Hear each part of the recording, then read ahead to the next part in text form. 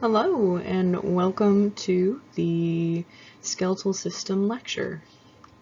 Today we are going to talk about the skeletal system. So we're not going to talk about bones specifically, like the humerus, the patella, etc.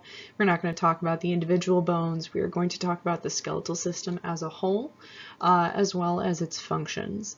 So we are going to answer the question, is milk actually good for bone health? So first and foremost, we have to talk about the skeletal system's functions.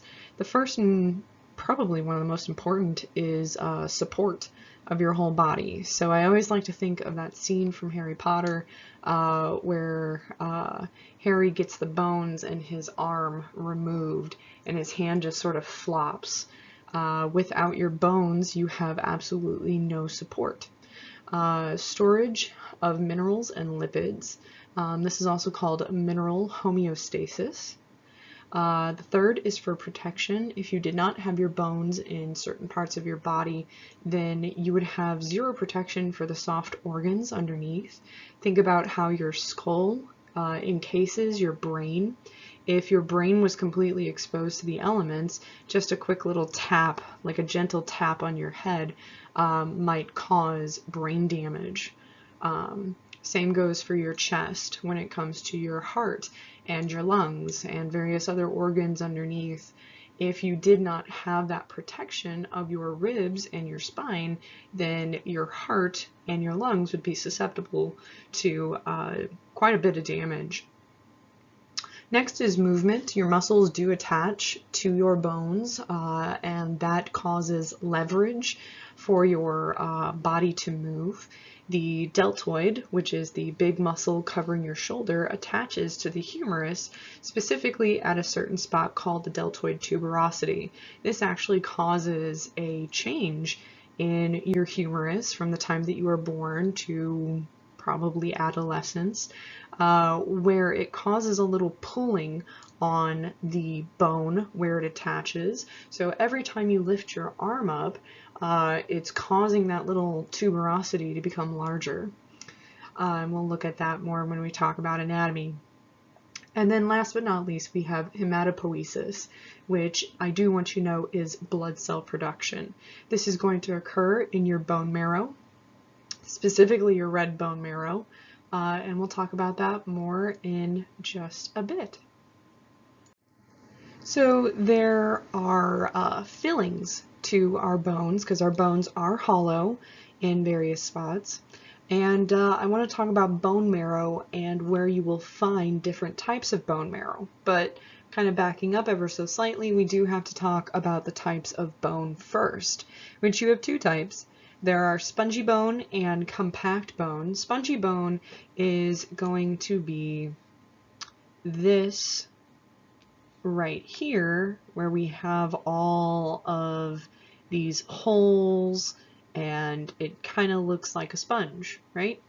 And again, we have that up here as well, except this graphic up here kind of looks like ramen to me in a way. But spongy bone is characterized by having open space with a network of thin branched cross beams. Next we have compact bone, which is going to be very dense. It's 80% of the total bone mass in the adult human body, and it contains something called osteons.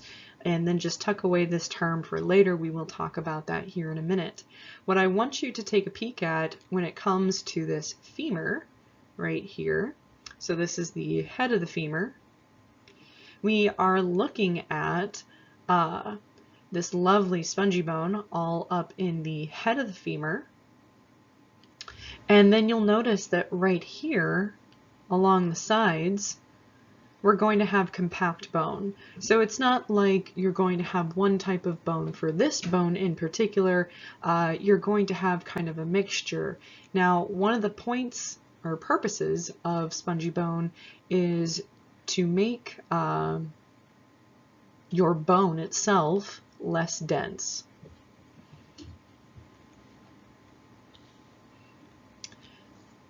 Now, inside of our bones, we have our various types of bone marrow. So these terms down here. We have yellow marrow, which I want you to know is fatty marrow, and it's most abundant in adults. In children, you're going to have mostly red marrow, which is going to be where you have blood cell production. And you're going to find red marrow within the axial skeleton and girdles.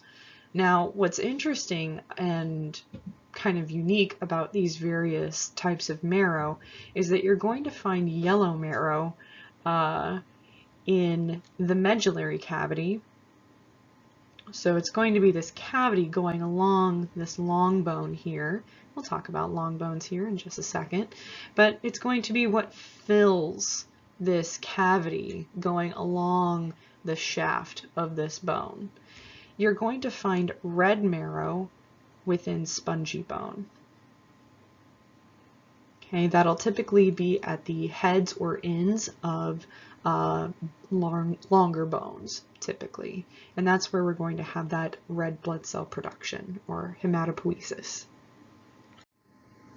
So going into a little bit more of compact bone and its various components. So again, compact is going to be nice and tight together. All of our cells and tissues are going to be very compact, as the name implies. But we're going to have these called osteons, these various things, and when they're all laying flat, they just look like a target. Now, we've looked at these before when we looked at histology of bones. We just maybe didn't know we were looking at an osteon. But altogether, they're going to make up this compact bone. So all of these targets that we see here are osteons. Within those osteons, we have lacunae, and lacunae, if you remember, translates into little lake of space. So these are going to be those structures that are going to have our cells inside of them. When we looked at this term last, we were talking about chondrocytes filling these spaces, but now we are going to have osteocytes, which just means bone cells. We're going to have something called concentric lamellae. These are going to be concentric rings of calcified matrix that surround a central vessel. A central vessel is going to be these veins and arteries going through the middle of the osteon. So surrounding and making up the osteon, we have these concentric lamellae. We have two terms here that I want you to know, the central canal and perforating canal, and you're going to see these labeled out over here. So what that is referring to is just where you have this central canal going up and down, and the perforating canal is going to be horizontal. So the central canal is going to be longitudinal, and our perforating canal is going to be horizontal. And that is just referring to those various blood vessels and the direction that they're going within our compact bone. So this should look quite familiar. This is compact bone, and specifically a tissue slide that we've seen before. We have our whole osteon, which is this whole guy right here. We have our central canal, so this is where we're going to have blood vessels coming through. And then we have our osteocytes and our lacunae, so our bone cells. And I always kind of see these lacunae as looking kind of like little ants. But do remember that they are just empty spaces that are housing our osteocytes. But our lacunae have these little structures that are kind of coming off of them, and we will talk about what those are called next, or soon. It was next. Ho-ho.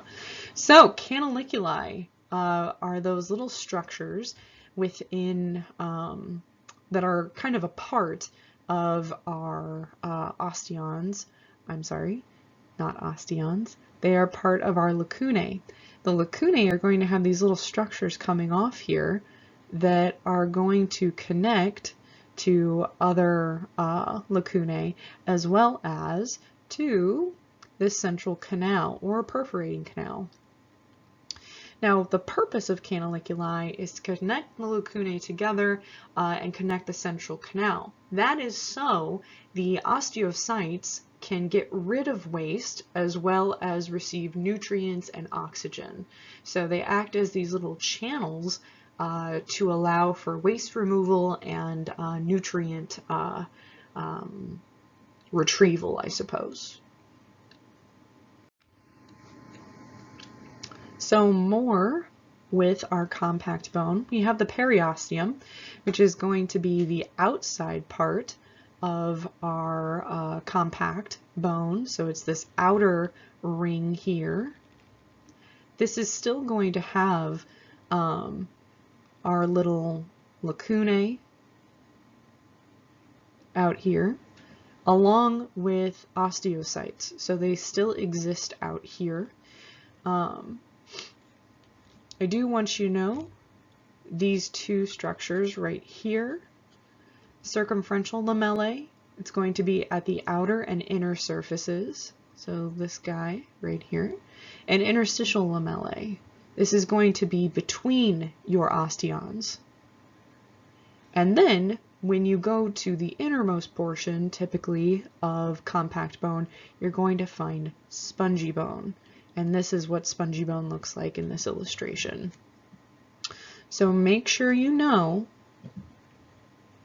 that all of this out here is going to be compact, and all of this on the inside is going to be spongy. They usually go together.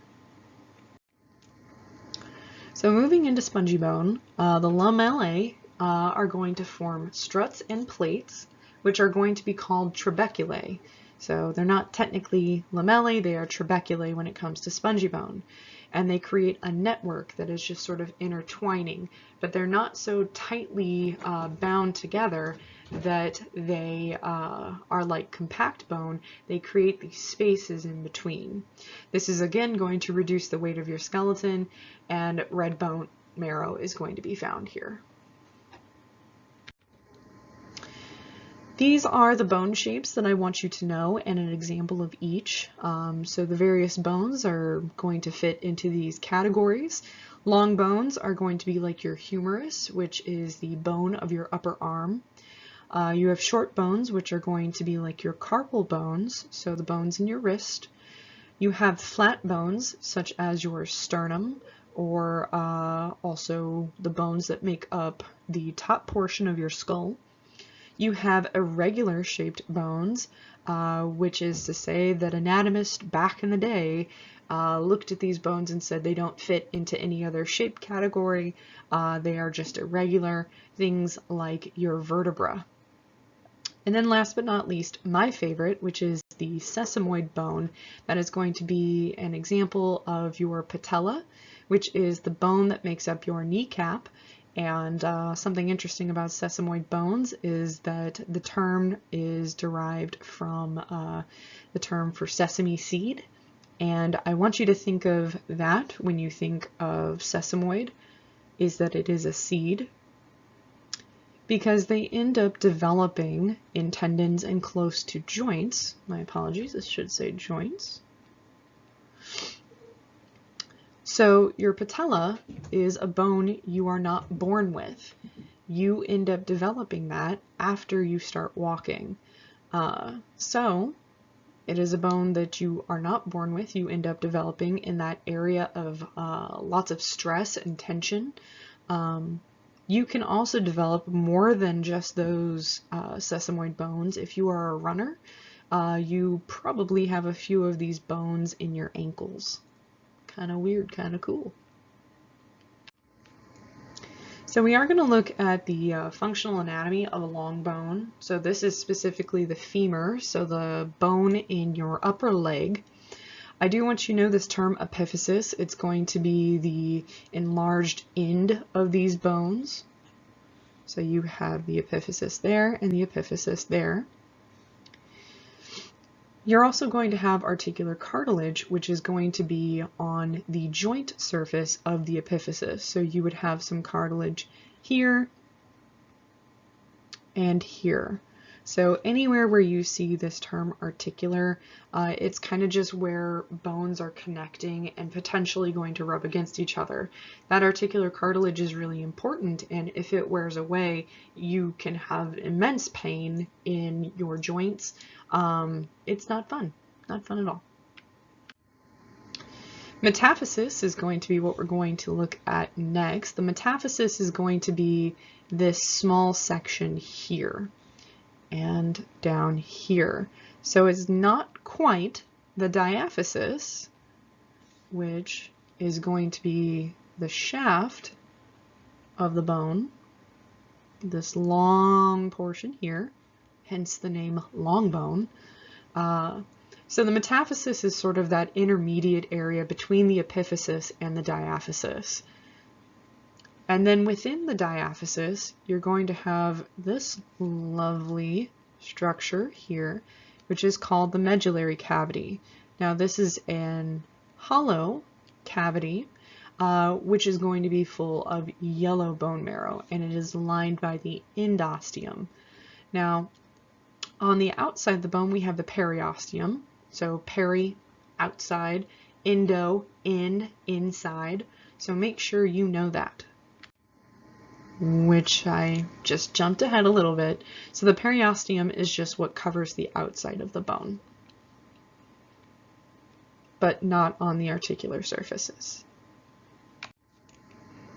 We have talked about cartilages before, so this should just be review, but if you need to take a peek at this, just to kind of remember where these things are going to be located, this is a fantastic diagram showing where you're going to have these cartilages, but specifically we are a little bit more concerned with our fibrocartilage and a little bit of the hyaline cartilage as far as our skeletal system goes. So the skeleton is actually split into two sections. You'll find that quite a bit of the various systems are split into two sections, usually containing the axial skeleton, or the axial and the appendicular, or something similar to.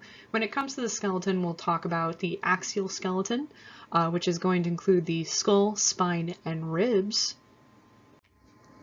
and the appendicular skeleton, which is going to include the bones that make up your limbs, so your arms and legs, your hips, and your shoulders. So a little bit about growth and maintenance of bones.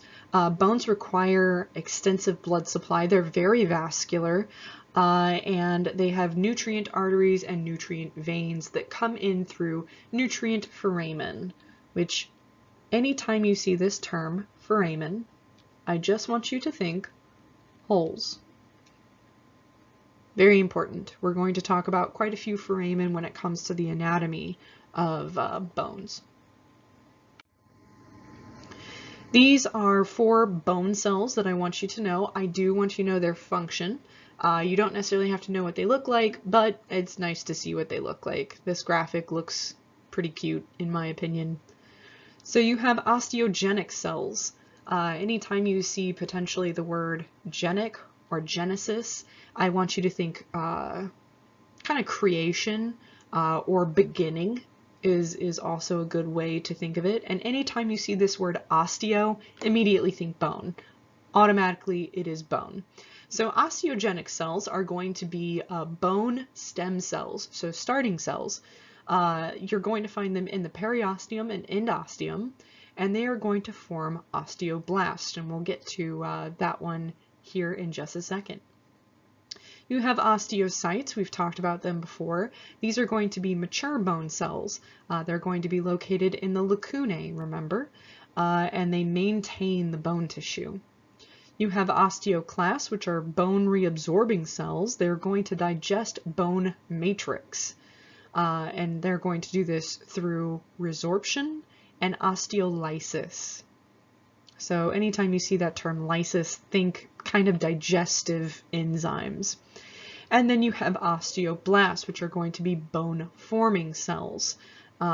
So think bone-making cells, which is going to lead to our osteogenesis, which is a process of making bones.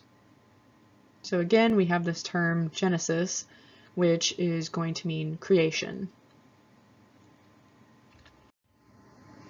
I do want you to know the composition of the bone matrix. It's quite interesting, actually. It's 25% water, which you wouldn't think, but it is.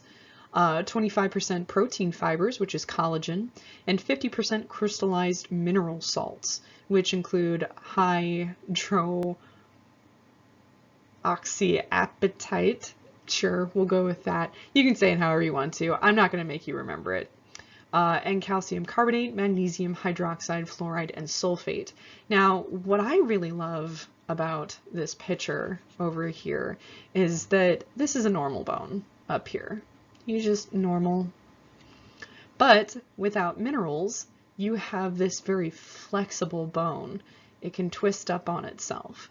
Without collagen, though, you have something that's incredibly brittle and will break very easily. So it's kind of interesting to see without these very important components to bone, what will happen. I do want you to know this term, appositional bone growth. So this just means that the bone increases in diameter upon existing bones. So I want you to think kind of like how a tree grows. That is how a bone grows from the time that you are an infant to an adult. So trapped osteoblast will become osteocytes. An osteoclast will remove matrix at the inner surface to enlarge the medullary cavity. So if you need to go back to remember what osteoblasts do, so remember those are the bone forming cells, and then osteocytes are just those mature bone cells, and then the osteoclasts are going to use osteolysis to remove that material.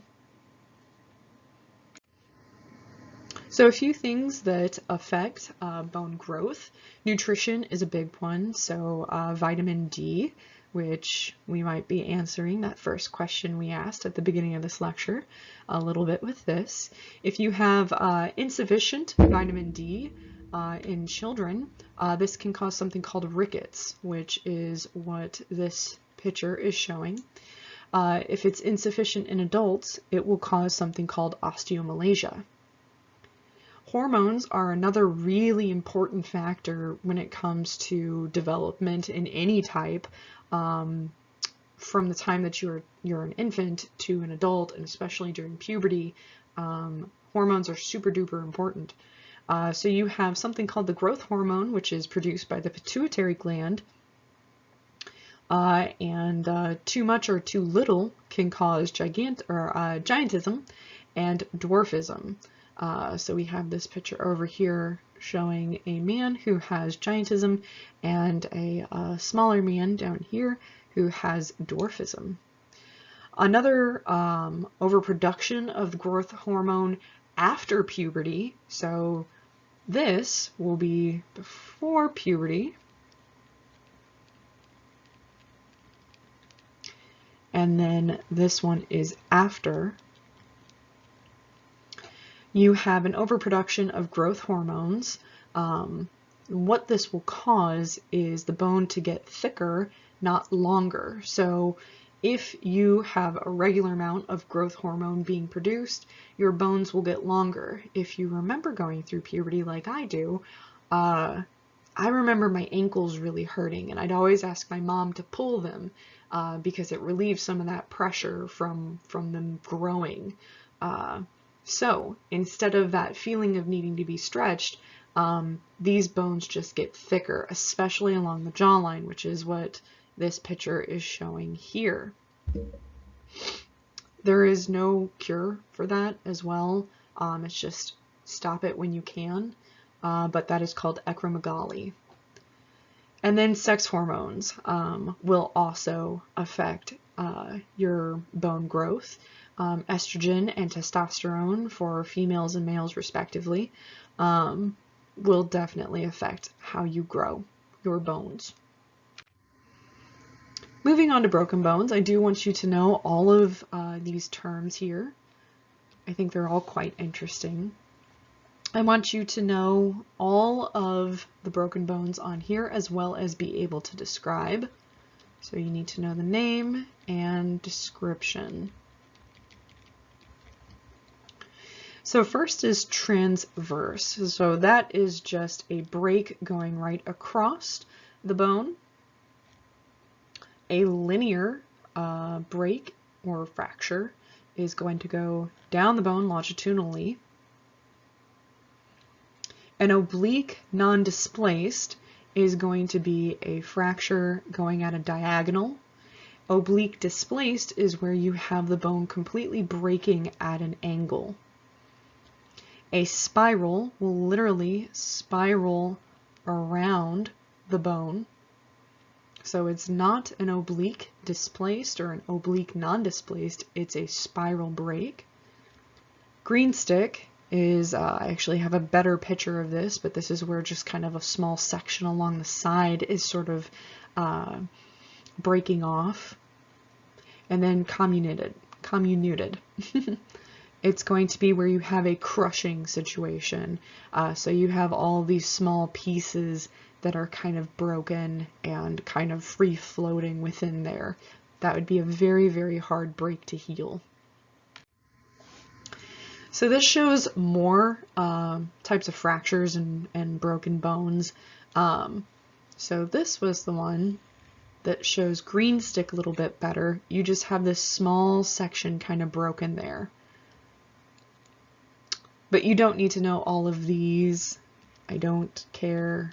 They're just kind of interesting to see these various types of breaks in an X-ray type view. I do want you to know these 4 steps of a healing bone. So a hematoma is going to form, so that is going to be like a bruise. So you have all of this lovely blood in here.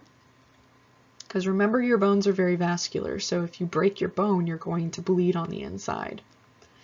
From there, we're going to have a fibrocartilaginous callus forming. So you've got all that nice little cartilage forming in there, and fibrous tissue. Third, you're going to have a bony callus formation. This is going to be composed of spongy bone.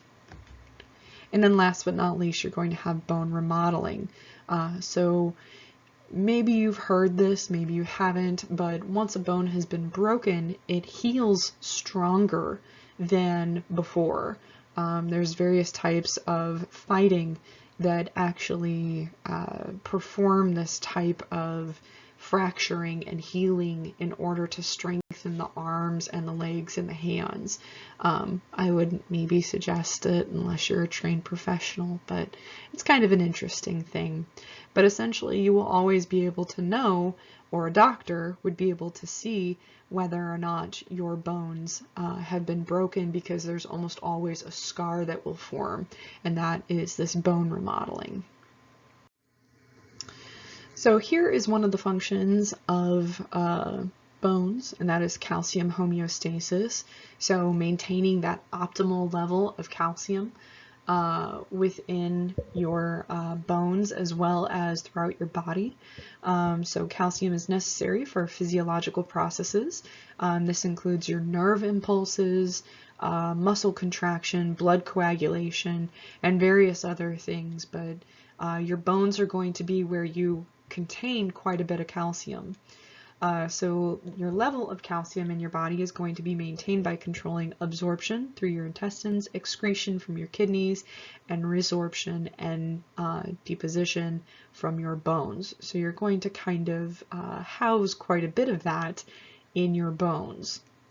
And we'll talk about, when we talk about hormones, how you end up getting the calcium out of your bones when it's needed. A few bone diseases. You have osteoporosis, which is the thinning of bone due to age, sex, body weight, and menopause, various things that can cause that. This can also be affected by calcium and vitamin D. And then you see this picture over here where you have a normal bone versus a bone with osteoporosis, you're going to see those holes being quite a bit more porous. And then arthritis, and we're going to talk about arthritis a little bit later in this lecture, but do know that it's a lining of joints breaking down and or becoming inflamed. And there's osteoarthritis or rheumatoid arthritis, and we'll talk about both of those at the end of this lecture.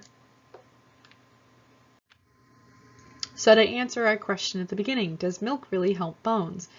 Dairy is a great source of calcium, but what's better than milk for your bone health is actually weight-bearing exercise.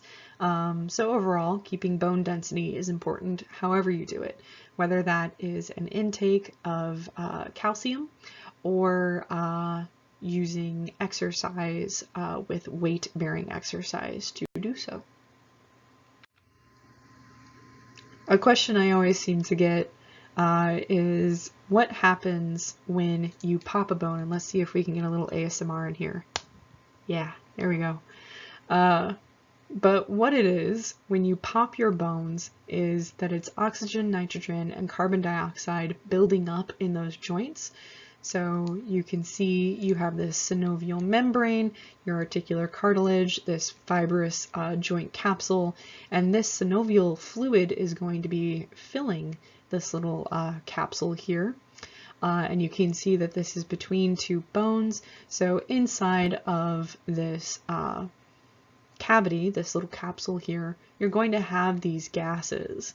And these gases are just going to build up naturally, just not really harming anything, but you can always get like a nice like crack here and there, whether it's from your neck, your feet, your ankles, your wrist, your fingers. Some people can really get a nice one with their spine popping, but it's just the release of these gases from the synovial fluid. And I've always heard that the best way to pop your fingers, instead of doing what I did, is to pop by pulling your fingers. A chiropractor told me that once, and it's always stuck with me. Okay, so moving on into the bones of children and infants. So here we have the skull of a newborn, and one of the things I want to point out is, one, there's no teeth, and two, I want you to know that the bones of the skull are not fused. This is very important distinction to make, is that infants have more bones than an adult. Infants will have somewhere around 300 bones, and by the time they become an adult, these bones fuse together to create 206 bones. So that's why infants and babies have more bones than adults. But quite a few bones, like the skull, don't fuse until they are adults. The reason being is that during the birthing process, if the skull was fused together, this would potentially cause a very big problem as the mother is pushing and contractions are happening. The baby's skull would become crushed during that process. Also make note that babies don't have a patella. I did say that they are sesamoid bones. You are not born with one.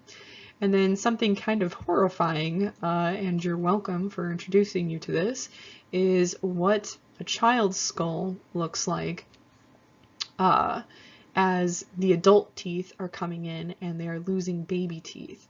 This is kind of horrifying in general, but also kind of interesting. Also make note that teeth are not bones.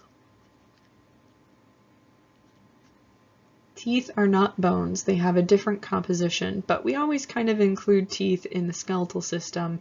They're very similar, but they are not the same as far as their composition. Teeth cannot heal.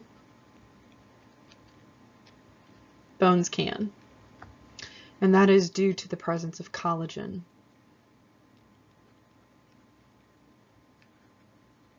Teeth do not have collagen. So let's talk about joints and movements. And the question we're going to answer is, why do movements I perform every day have to have a name? Because you're going to hate this, and I'm so sorry, but we have to go over it before we move on to muscles. So, joints are going to be classified by their function as well as by their structure. So their functions are going to refer to their movement.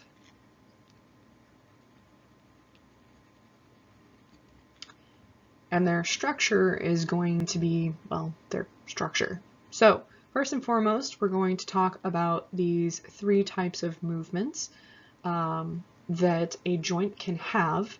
And that starts with synarthrosis, which means little or no movement, amphiarthrosis, which is slightly movable, and diarthrosis, which is freely movable. It can move very well. As far as structure goes, we have fibrous, cartilaginous, bony, and synovial joints. And we'll talk about each of these relatively individually. So first, this is a nice little diagram showing synarthrosis and where you'll find it, amphiarthrosis, where you'll find it, and diarthrosis, and where you'll find it. So I would definitely use this to kind of organize this information a little bit better for you. So here we're going to start talking about synovial joints first. So this is a joint in which two bones are separated by a space called a joint cavity, and they are the most freely movable, which is diarthrosis. I do want you to know some of the general anatomy of synovial joints. So you have the articular capsule, which is going to be a fibrous capsule lined by synovial membranes, and it is continuous with the periosteum. And if you want to take a peek over here, this is what we're talking about.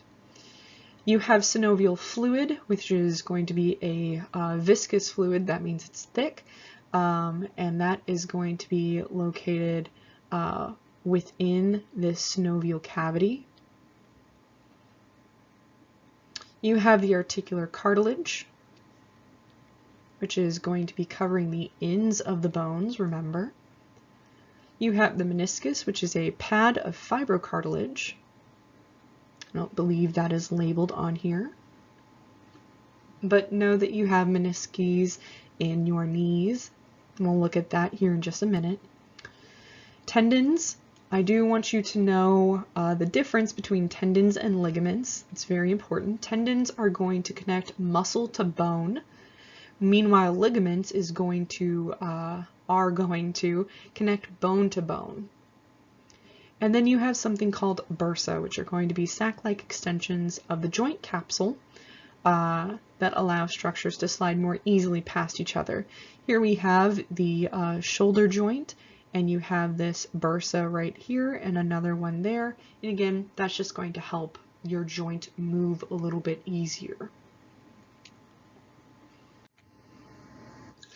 While we're talking about synovial joints, these are going to be the joints that will encounter dislocation, or what I want you to know it as is luxation.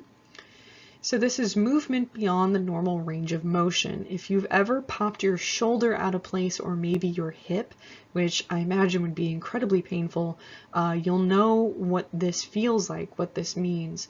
So you would have popped it out of place, and someone has to come in and pop it back into place. Some people can pop them back into place themselves, but usually that first time you need a doctor to do it. But this is going to be where the articulating surfaces are forced out of position, and this can cause damages to the joint structure. So you can see over here that we have this nice normal humerus fitting into the glenoid fossa of your scapula. And then here we have the head of the humerus dislocated and out of place, and that is not a good thing. One thing I do want you to know is that once this happens, it is more likely to happen again.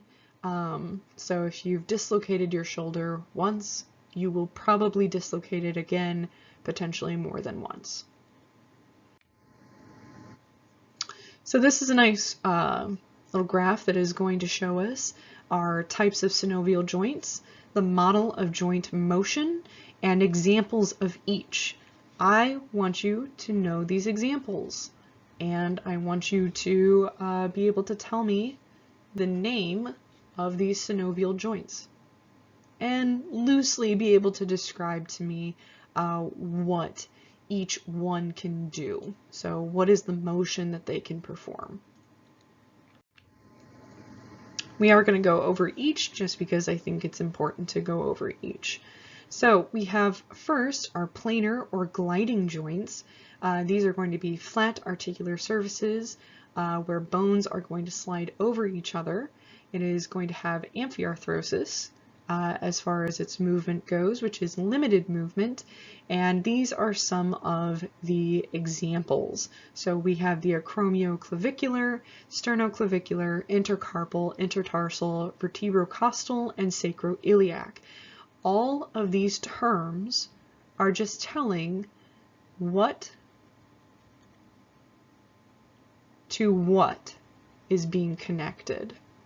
Okay, so sacroiliac, this is the sacrum and the ilium. Vertebrocostal, this is the vertebrae and the ribs. Intertarsal, between the tarsal bones. Intercarpal, between the carpal bones. Sternoclavicular, this is the sternum and the clavicle. And acromioclavicular, so between the acromion and the clavicle.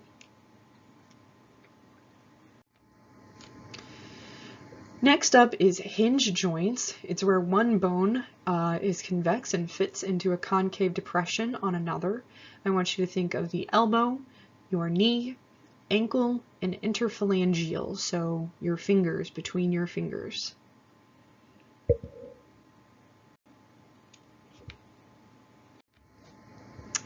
Next is pivot joints.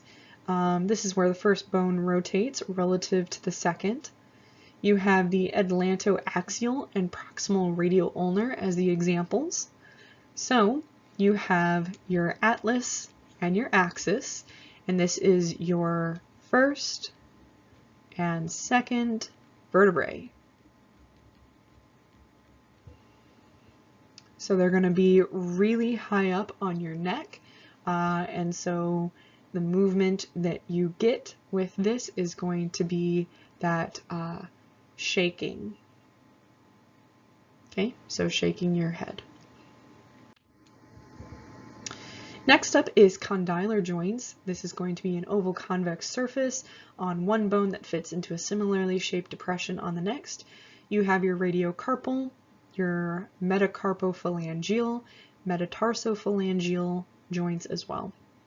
So between your wrist and your fingers and your ankle and your toes, kind of in a way. The saddle joint, which is probably the most distinguishable one, is going to be your thumb. So being able to move your thumb like this, that is your saddle joint. Ball and socket, which is going to be your shoulders and your hip. So your shoulder right here where the humerus is fitting into the glenoid fossa of the scapula, and then where your femur is fitting into the acetabulum of your hip, your pelvis. So it's a smooth head that fits within a cup-like depression, so literally like a ball in a mitt, and it can kind of twist and move in various ways like that. Moving on to movements. So these are kind of fun. I'm going to back up just a little bit so I can maybe do some of these movements for you. I'm going to try not to stand, but if I need to, I will. So first we have flexion, extension, and hyperextension. So flexion is going to be where we decrease the angle of a joint. That is going to be where you have your arm out, as an example, like this. We are decreasing the angle of the joint, so we are moving our arm in like this, or like this gentleman up here is doing. And then extension is increasing the angle of a joint, so it's the opposite of flexion, so moving out like that. So we have flexion, extension. And if you want to think of it like this, like flexing your bicep, that is flexion, extension. Hyperextension is going to be going beyond 180 degrees. I can't really do that with my arm, but I can do that with my hand. So we have flexion, extension. I'm sorry, I think I did that wrong. So flexion, extension, hyperextension. Okay. And then here we have a model showing us flexion and extension and hyperextension with her head and legs. You'll notice that hyperextension is putting her head back and flexion is bringing her head down. We have lateral flexion, which is just tilting your head from side to side, so decreasing the angle. Dorsiflexion and plantar flexion, so bringing the foot, pretend this is my foot. Dorsiflexion is raising the toes, plantar flexion is pointing the toes down. So dorsiflexion, plantar flexion, but with your foot.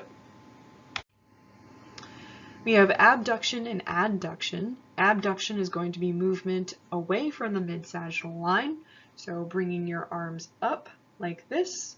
And then adduction is movement towards the mid-sagittal line, bringing your arms down like this, or with your hand. So abduction is going to be this, and then adduction is going to be this. Okay, well, bring your thumb in.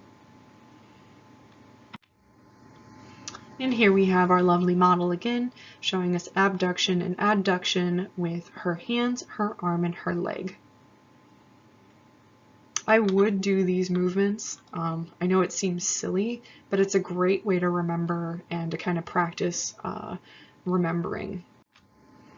Circumduction is probably one of the coolest ones. You can do this with your arm and your leg. So it's where one end of an appendage remains stationary, so your shoulder, while the other makes a circular motion. So that's being able to kind of rotate your arm around like this. My shoulder is staying stationary, for the most part stationary, while my rest of my arm is moving in this circular motion. So it is a combination of flexion, abduction, extension, and adduction. That's what makes it kind of cool and unique. Next we have lateral and medial rotation. So this is where the bone is turning on its longitudinal axis. I think it's kind of easier to imagine with your head. So medial rotation turns the bone inwards and lateral rotation turns the bone outwards. So we have lateral rotation and then medial rotation, and then you have with your arm, I like this graphic, you have medial rotation and lateral rotation. So turning the bone inwards and then outwards.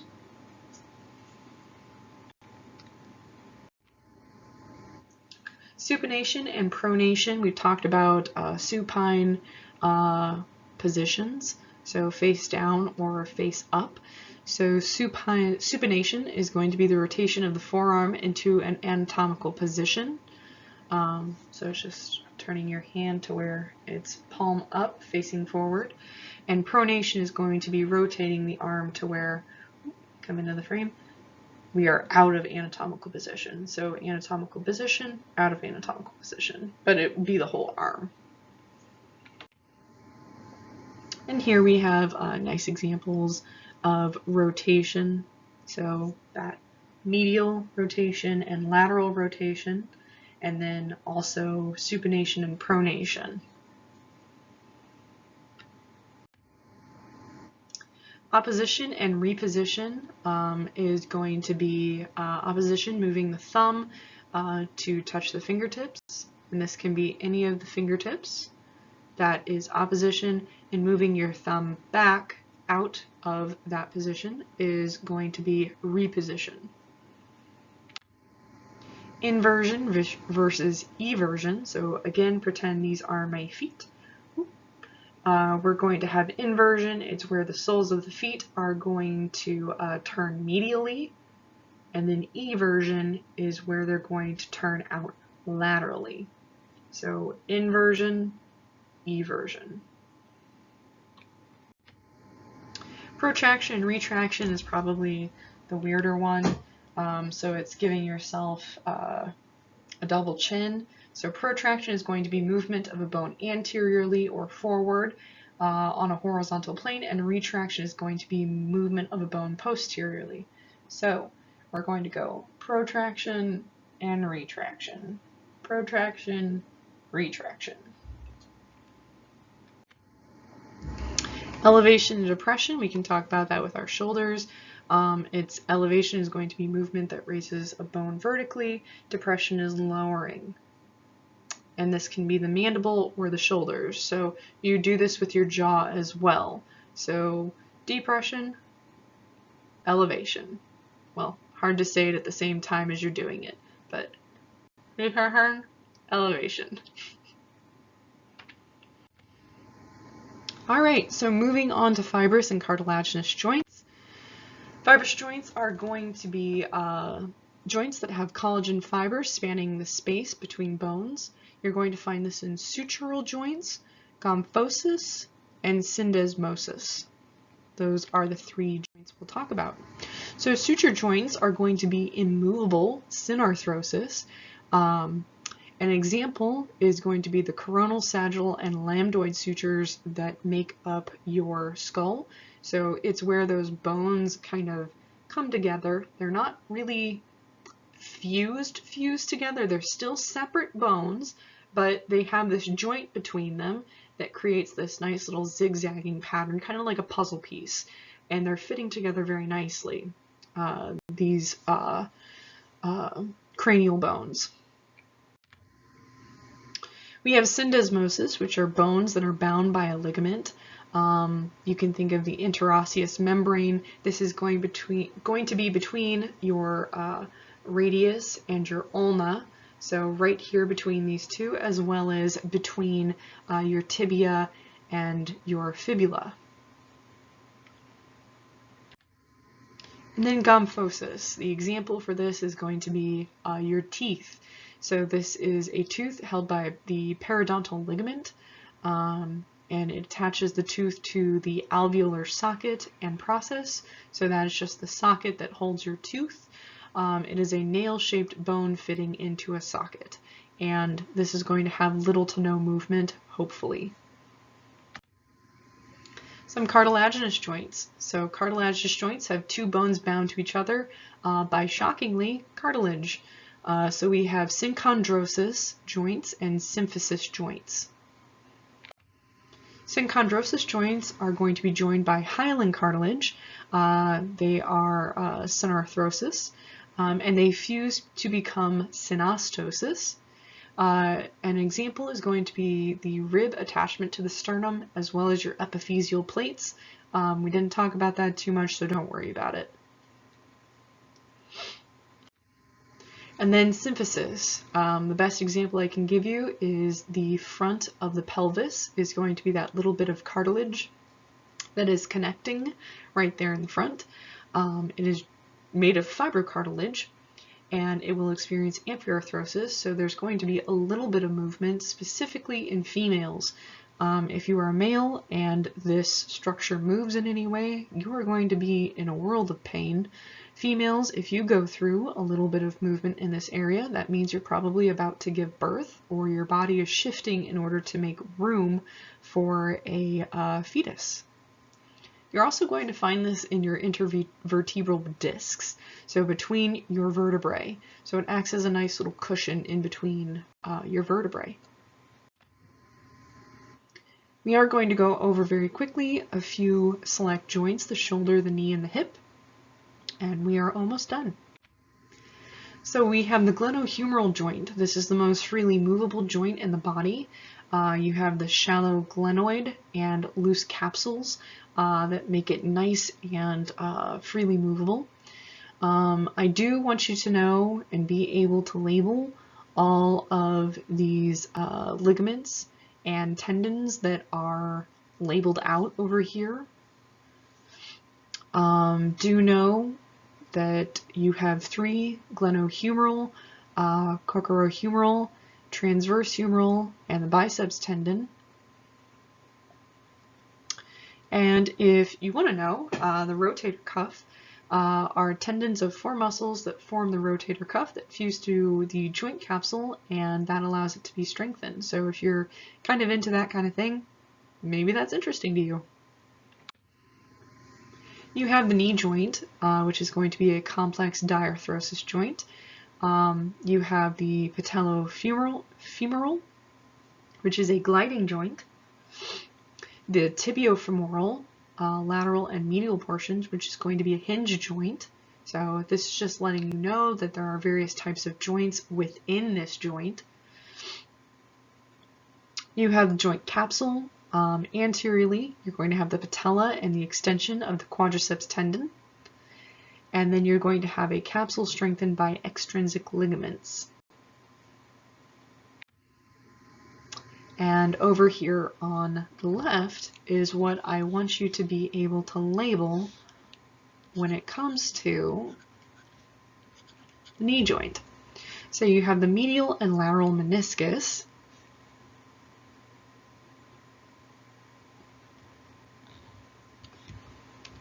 Medial just meaning middle. Lateral meaning on the outside. So make sure you know the difference. You can always kind of tell by the placement of the fibula and the tibia which one's which. Tibia is going to be more medial. Fibula will always be lateral. So whichever one this is closest to, the tibia or the fibula, is going to tell you whether it's medial or lateral. You have the anterior and posterior cruciate ligament. Some of these, they're harder to see in an anterior view versus a posterior view, but you should be able to see this one pretty well on this graphic. So you have the anterior, which is this guy, and the posterior, which please do not use the acronym. I don't want to see you put PCL on anything or ACL. I want you to use the full name. Next we have the medial and lateral collateral ligaments.